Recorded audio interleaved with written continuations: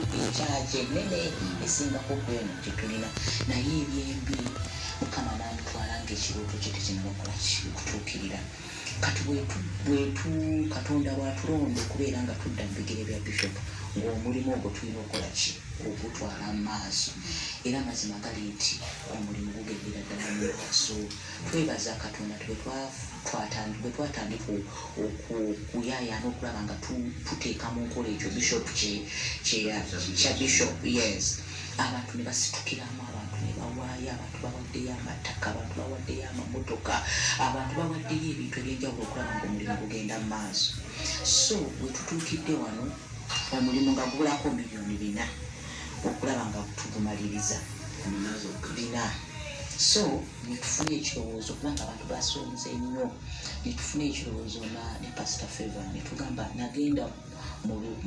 luwummula nali nkozeyo oluyimba yita Yesu wali wano okuyamba nali sirulonchinganga nalukola bayithawe nga ndi luto nga simanyi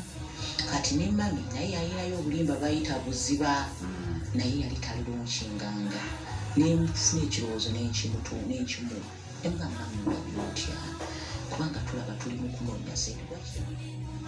amazima amatuufu nga 27 mami Sarah SERUMAGA ne Favour SENFUMA bagenda bali kuyisa siba ne mugendeeyo begayidde omulimu gwa Katonda ne bateekako miso 10 ezo ne bateekako mutwalo gumu ne bateekako mu kitundu ne babiba 5 ziyamba ate wabaawo ensigo esigidde abaana b'abaana nawaka wamwe muyinza ozimbirawo okunyusayo 5 mugende muwagire mu linnya lya Yesu baddeyo